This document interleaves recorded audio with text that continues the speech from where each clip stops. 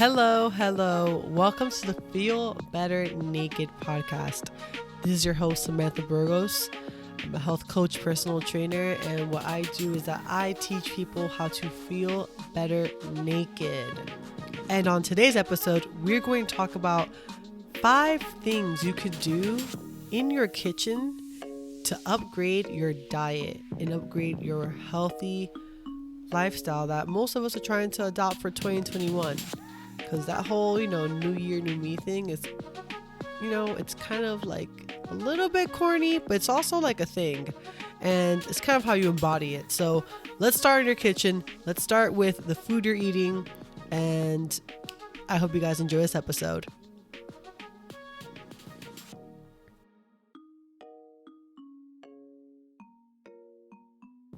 A big part of how you approach wellness, how you approach health has to do with the foods that you're consuming daily, obviously. And since we know that I'm very big on building a slim, thick figure, having a flat waist, wow. Having a flat tummy and a small waist is a focus of mine. And honestly, a big chunk of that comes from the foods you're eating. Our tummy area is mostly made in the kitchen. That whole like abs are made in the kitchen, that shit's kind of real.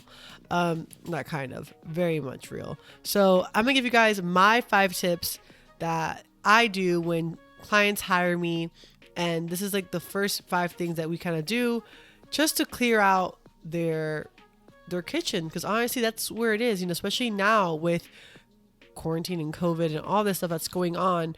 We are home way more than ever, and the way we eat is really dictated by what's happening in our kitchen. So my first tip is get rid of dairy in the fridge. Yes. Don't get me wrong, y'all. I love pizza. I love me a good quesadilla. I probably eat cheese. Being plant-based, I do incorporate cheese and eggs in my diet, but just not often. But having cheese in your fridge means that you're going to most likely eat the cheese. Also, just swapping out your dairies. So swapping out your milk for almond milk. There's oat milk. There's rice milk. There's pea milk. There's macadamia milk. There's all kinds of milk that are alternatives to dairy milk. And besides that, also with your yogurts. I know a lot of my clients love Greek yogurt with granola. Girl, I do too. But there's different alternatives you can definitely try. Like Foragers is a really good brand that has cashew milk yogurts. Kite Hill is also another one. I personally don't like coconut, so I don't really try the coconut ones. But yeah, there's a bunch of different alternatives for yogurts that you can try. I personally like cashew milk the most because I find it to be very similar to in taste and consistency as Greek yogurt. So I definitely recommend that one the most. But the point here in swapping out your dairy for non-dairy alternatives, or just honestly not eating dairy, because personally I would not recommend vegan cheese either, is for the sake of hormones and digestion. So most of us cannot digest dairy. We're just used to the feeling of our stomachs being bloated or trying to process this.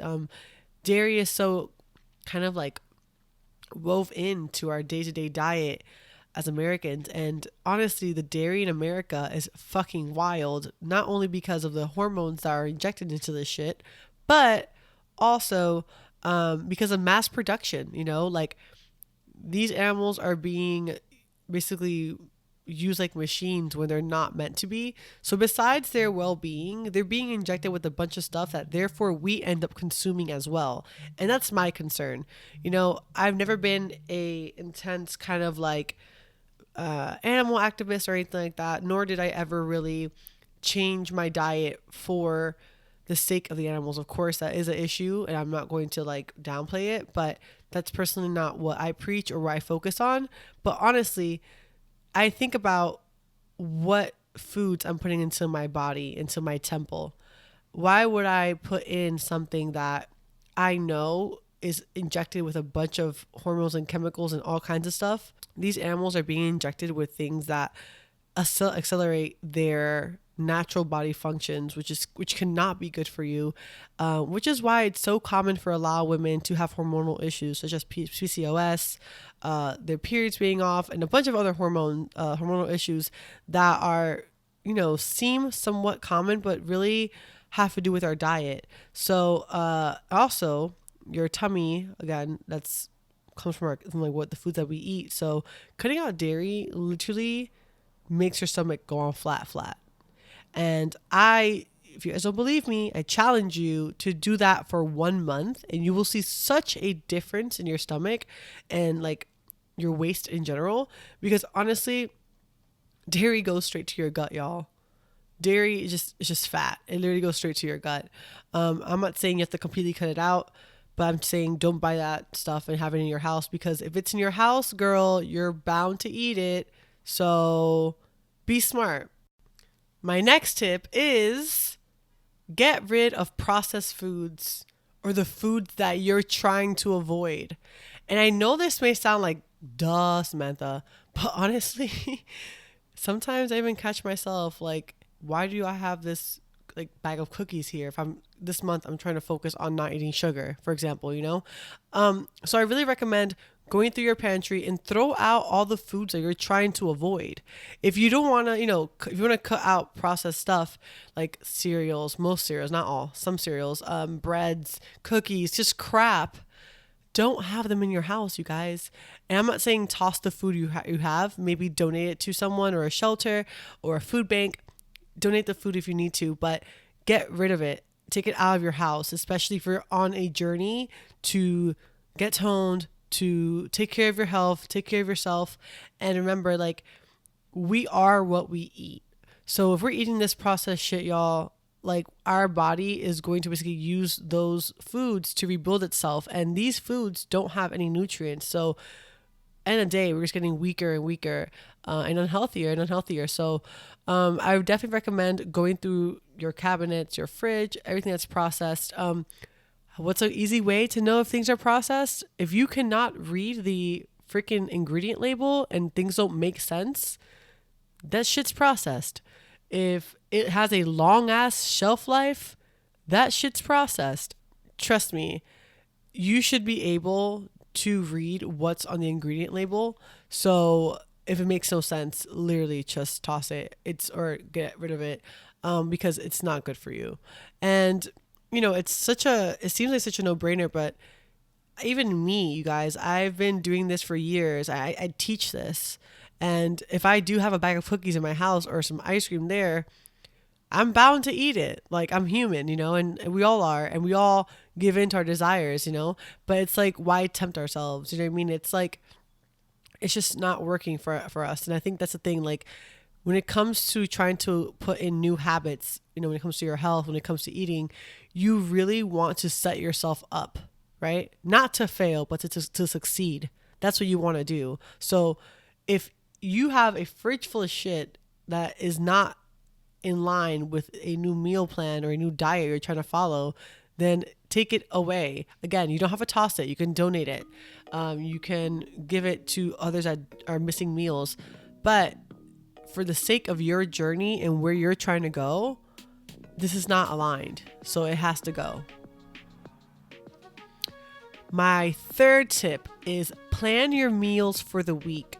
So this has been something that I've solely incorporated into my membership and teaching my clients how to do, because not only does this save you a shitload of money, it also avoids the veggies and the foods that you're eating or you're trying to eat from going bad. Especially me, I don't do much shopping, y'all, but my favorite store is Whole Foods. I'm gonna be real with you guys. My favorite store is Whole Foods. I don't go shopping. I don't go clothes shopping. I don't even think I brought an article of clothing all COVID. I think. Maybe I spoke too soon. But I honestly, when I go to Whole Foods, I want everything. I want 3 limes and 3 lemons, and I want 3 oranges, and I want a bunch of shit. And, when I get home, a few days pass and I'm like, oh shit, everything's rotting. I cannot eat all this food. I definitely just brought a bunch of shit just to shop, and it's just a waste of money, a waste of food. And also, can just, again, you're not setting yourself up the right way, right? So when you plan your meals for the week, what I like to do is get a general gist. You don't have to know exactly what you're going to eat, right? You don't. But if, for example, okay, I'm going to have sweet potatoes during the week. I want to eat sweet potatoes for dinner 3 days this week, and I want to eat maybe, I don't know, plantain for 2 other days. So just get that. Don't get potatoes, And also, this allows you to also adjust. If, for example, you want to buy the potatoes because they're on sale at the supermarket, you can swap your potatoes for sweet potatoes. Just overall having an idea of what food groups you need really, really allow you to spend less, buy things that you will actually eat. Therefore, you save money. Therefore, the veggies don't go bad. And also, it gives you more peace of mind when it comes to actually making your meals. The worst thing in the world is being starved and not knowing what the hell to eat. Like that's the fucking worst. So definitely plan your meals.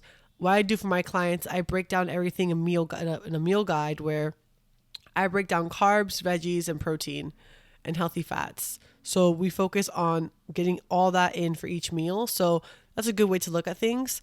But yeah, guys, plan your meals. It saves time. It saves the effort. And like I said, the worst thing in the world is to be starving and not know what to eat, because I have been there. I'm kind of there right now because I did not plan this week for myself. Yes. So definitely plan your meals for the week. Fourth thing, invest in the things you need to succeed. Yes, I know this, again, another no-brainer, but guys, it be like this. So if you, for example, want to oven bake a bunch of stuff, but you know that you don't want to clean the pot and stuff after, maybe get parchment paper, get those baking sheets that you can just reuse, get a blender if you don't have a blender to make smoothies, right? Like, get supplements you need. If you need to get protein in, get protein powders. Invest in the things that you actually need to get you to where you want to get to. Even an air fryer. My best friend, shout out to you, boo. She is not the most savvy person in the kitchen. She's working her way there. She's learning. But she has an air fryer. And she air fries everything. Like, Shirley air fries her sweet potato, her chicken, her veggies. She air fries everything. And that has made her life so much easier. And because of that, she's eating so much healthier now without me even having to guide her. So more props to my girl P.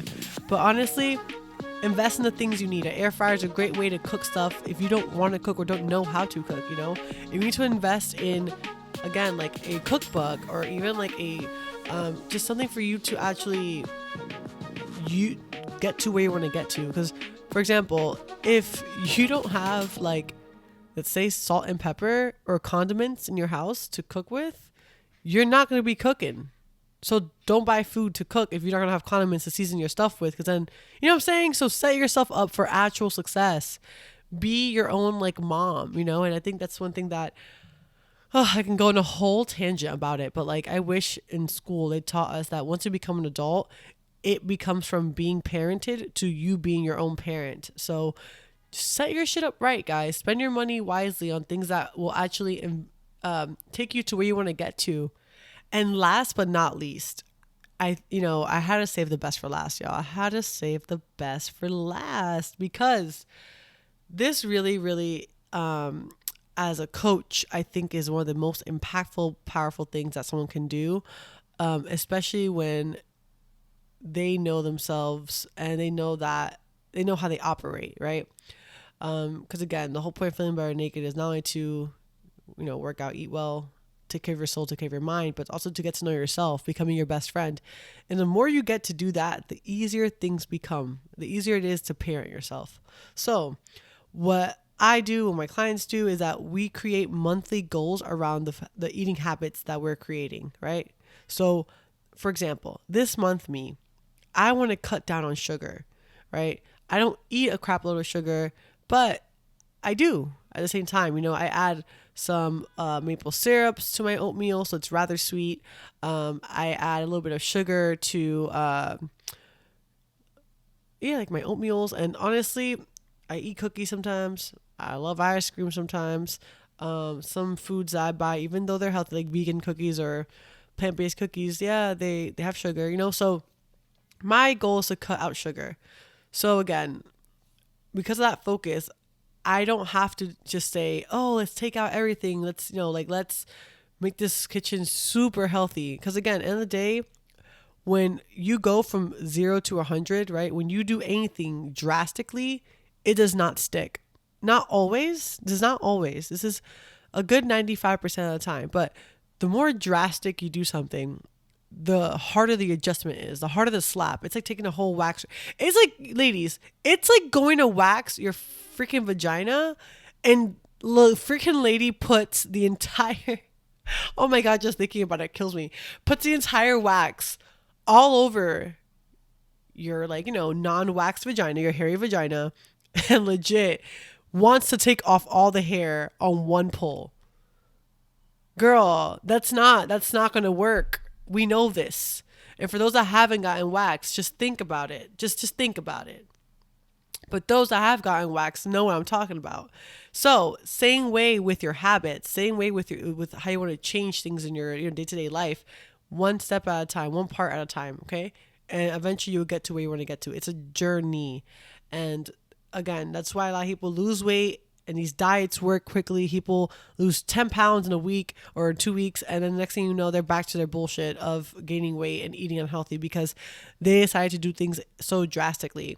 So one thing at a time. If this month you want to focus on, for example, eating a vegetable a day, do that.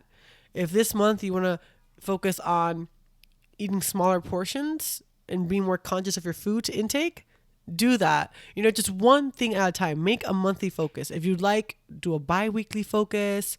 Again, because it all depends on your pace, right? There's people that have a harder time than others, and that's okay.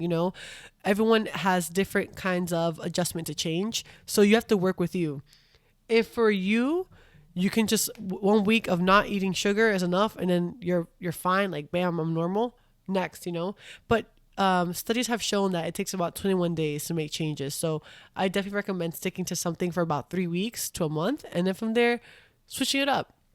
Right now, I'm not eating sugar, but following that, I probably will try to subside on my dairy intake because I have been eating a lot of pizza because your girl loves pizza. I love pizza, you guys, especially being from New York. I love pizza. But I've most likely been eating it kind of once a week. This past month or so, not January, but December. My understanding is I've had a lot of gatherings with friends and family and busy with work, getting everyone ready for the new year. As a personal trainer, it takes a lot of time to create the content I create. I care about what I do, and pizza is an easy ass solution. So one thing I want to definitely focus on, if I'm, speaking right now, if I'm still eating a lot of pizza this month, then February is going to be a focus to cut out dairy 100%, because honestly, I do notice my gut, I don't have a flat tummy anymore, and it's already from the dairy I'm eating. But yes, that's just a whole other topic, y'all. But again, these tips, I hope they really, really help. If you guys have any questions on anything I just said, please feel free to DM me. I'm always up for answering questions. I love talking to people. I'm not one of those people that will ever ignore anything you sent me, because that's the point. This is a community and this is a journey, and I want to be here for you. My Instagram is SAMI_Burgos, so Sammy_Burgos. And yeah, guys, let me know what you guys think of this episode. Let me know if this helped you. If this helped you, share it with someone. I would really appreciate if you guys left me a rating. Let me know if you guys like my show even, and what your guys' thoughts are of my show. Well, all right, ladies, let's get this year. Let's do our thing. Let's clean up our kitchens and get on track for 2021 to feel better naked, to be the baddest versions, amazing versions of ourselves. Thanks for listening. Thanks for tuning in, and I'll catch you guys next Monday. Peace.